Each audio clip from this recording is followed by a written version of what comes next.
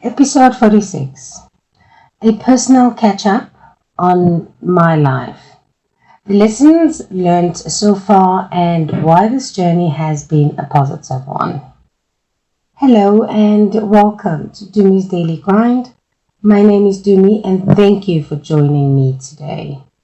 I have created this channel to share my life experiences, inspirations I found from others, learnings I have earned, and things I have been taught throughout various periods of my life, especially the ones related to sobriety, finding serenity, and general mental health topics. Please subscribe if you enjoy this kind of content, and please support the channel by becoming a Patreon. The link is available below. So, it's been over 200 days since my journey began in October of 2021. I have made such progress so far that I would like to reflect on. I have this habit of not accounting for my failures and achievements, and perhaps that needs to change. I must first pat myself on the back for the small steps I have taken so far, the large ones that I had along the way, where my automatic mental processes just took over. When my journey began, I was seriously doubtful about exactly what I can accomplish going forward, because I felt at that point that I have reached serenity once before, and it may be a once in a lifetime thing.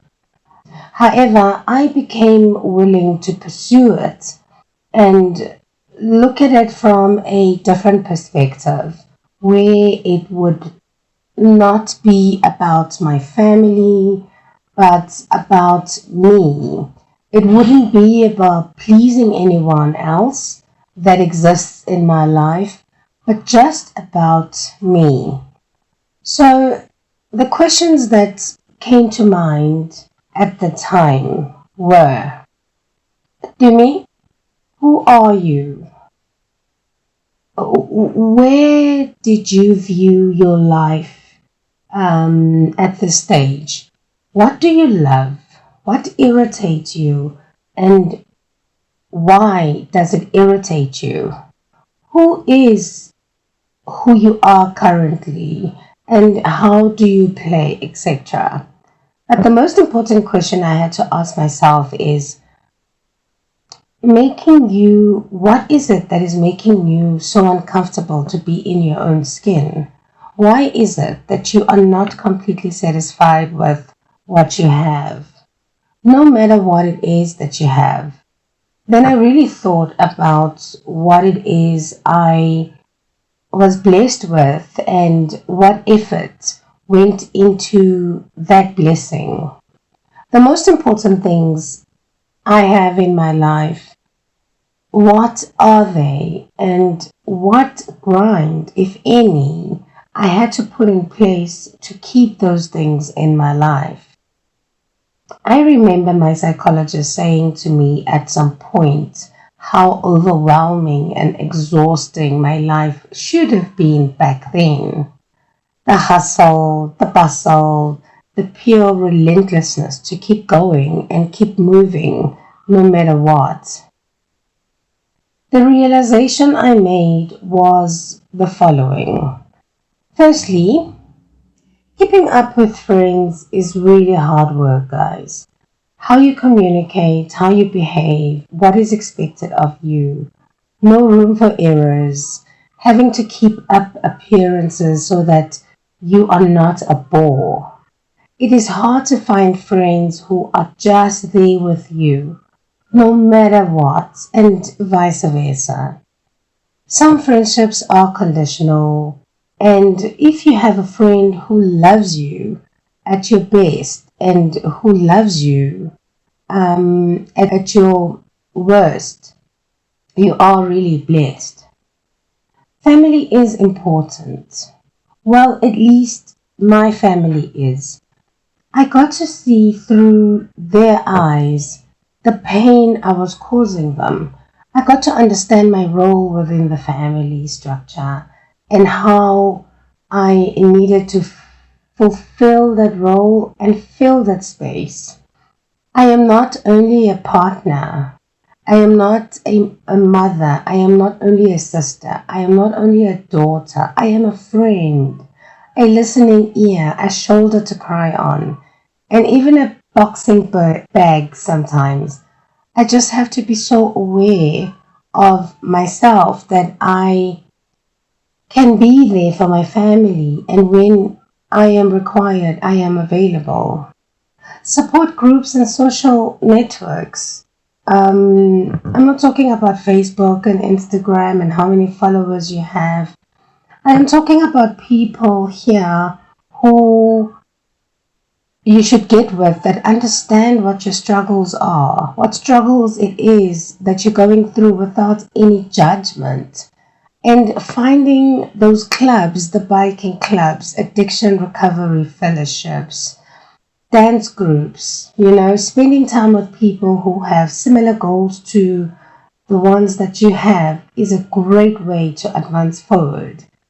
It gets you to focus on the goals at hand, and you may have a large support system of people who can motivate you when you hit those speed humps in your journey. A sponsor, a mentor, an improvement buddy. And I'm lucky enough to have people who embarked on a similar journey, and we have stayed on this journey together, bouncing off ideas with each other, with the mission of self-improvement. Just a peer journey of becoming individuals and understanding together that the chains of the past do not have to determine our lives. And reading, oh my gosh, education, finding out what are the things that I don't know, having an open mind to explore. This is great for me. I have learned so much in the past few months that I would have never learned. I carried on, if I had carried on the same trajectory. The biggest lesson to me has been that change is the only constant. Treat others the same way that you would like to be treated and help wherever you can. Oh boy, karma is real, and you can decide whether you want the good or the bad karma, because it is not going anywhere. Look after yourself first. There is a difference between selfishness and self-care. A major difference. When I am self-centered, I only worry about what is good for me and me alone. I do things that will suit me when I want them to suit me. I don't have time to take into consideration what others are going through and what difficulties they may have. I only want to use people who I need something from. That is self-centeredness, and that is selfishness. I have discovered self-care, the self-prioritization, that when my cup is empty, I cannot help you. When I am dying, I cannot expect to give you life. When I am hungry, I cannot feed you. And when I have no water, how would I expect myself to quench your thirst? Self-care is when I am at peace with my circumstances, when I can wake up in the morning feeling refreshed because I didn't go to bed at 3 a.m. in the morning, discovering an empty bank balance at the end of the day. Self-care is when I spend time with you and be able to listen to you wholeheartedly because my heart is serene. Self-care is when I can say no to you because I know I don't have the capacity to stretch myself further. Self-care is being able to lovingly ask you to leave because I need space to look after myself. Self-care is when I accept that you don't want to be in my life any longer and I let you go. And most importantly, self-care is when I know that God has got this and everything will work out as long as I do the very best that I can today. Hug the ones you love. I know the pandemic is rife and we are going through a fifth wave right now. But, boy, have I learned to give genuine hugs to the ones I love. That nice, warm, tight hug that goes on a minute too long. The hug that is present. That hug that might be your last hug. The hug that requires no words to accompany it. The hug. Give it and see the hug that you will receive back. And saying that I love you, I don't think we need to get into the I love you for too long because it's been spoken about so many times. You know, we've grown up not hearing those words enough times. And when we did, it was from boyfriends who said it then just to get us to bed, you know, or whatever it is that their ulterior motives were. When was the last time you told your mom you love her, your friend, your sister, your brother, your son, your daughter? Say it today, say it tomorrow, and say it every day. The daily commitment, when I wake up in the morning, I make a daily commitment. A daily commitment to myself, to be kind to myself. A commitment to my children, to love them unconditionally. A commitment to my partner, to love him completely. A commitment to my family, to answer the phone when they call. A commitment to my clients, to be patient and to be kind.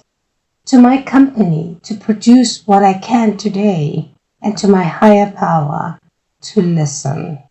It doesn't always work out that way, but the fact that I recommit on a daily basis, it feels like I am starting the day on a new leaf every single day. The pleasure I get out of it is absolutely amazing.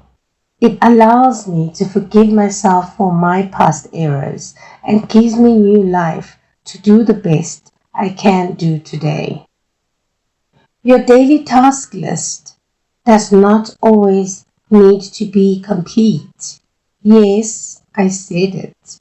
Deadlines are everything. They are everywhere, especially in the fields like the ones that I'm in. But boy, when the newly learned understanding that today I will do the best that I can in my ability, in my mood, in my mental state, I just need to start and do everything in my power to accomplish what it is on my task list for today. Now, if I don't finish it, a few things will happen. Tomorrow is another day. I can call and ask for an extension, if possible. I can take a breather and recuperate and tackle it an hour or two later. With most of the things that we pressure ourselves into doing and accomplishing, these things can be accomplished better when we are well rested. When tired, rest, rest, and rest. Do not ever think it is laziness to sleep in the afternoon.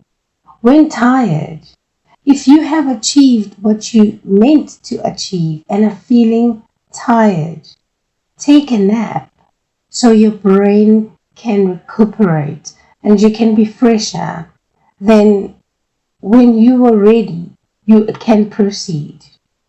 Give unconditionally without expectations. Always. Meditate, do some yoga, and dance. Gym is good, running is brilliant. Take walks with your dogs and friends. It is so refreshing. Take care of your body. Take care of your mind. Take care of your soul. Those are the only things that are in your control. Or I should say, these are the things that you have control over. If it doesn't feel right, it isn't right. Learn to walk away. Walk away and walk away. Good always happens. God always talks to us. Listen. Do not be influenced by your friends, by your environment, by trends. Trends will come and trends will go, but you will always remain if you are true to yourself. Get to know what makes you angry. Find out why it makes you angry. Watch yourself and understand why you have road rage. Why are you angry at the government? Why are you angry at your neighbor? Why are you angry at a homeless man? Why are you angry at the police? Why are you angry? Get to understand why from a personal point of view. How are you affected as an individual? Do not follow what society is saying we should be angry about. Why are you angry at racism? Why are you angry at sexism and the general way of the world? Are you part of the problem? What is your contribution to your emotions, your feelings, your hatred, and the constant feeling of injustice? Who has the power to spoil your life? ESCOM, PRASA, the Guptas, Parliament, your municipality. Are these the things that are making you angry? Are these things in your control? Your ex-boss, your ex-company, your ex-friend, your sister, your brother. I have learned that I can go to bed with the understanding that it is not my monkeys and definitely not my circus. I can only do what I can with what I have and be happy with the rain, be happy with the sunshine, water that can sustain me and my family, the grass I can plant, the candles I can buy for load shedding, the food I can cook on my gas stove, and patience to wait for the issues to be sorted out. And then, when the time comes, I can vote right and hope the next politicians will do the right thing. No more allegiances. Life is meant to be lived. Let's live it. Your body is your vessel. Look after it. Your mind is amazing. Train it. Your faith lets you live and enjoy today for what it actually is. Trust it. If we all cleaned our sides of the street, physically, mentally, spiritually, if we all looked after ourselves first, love unconditionally, give life our best shot, enjoy the sunshine, the air we breathe, the clean water we have to drink, and appreciate the daily grind, I think the world would be a better place.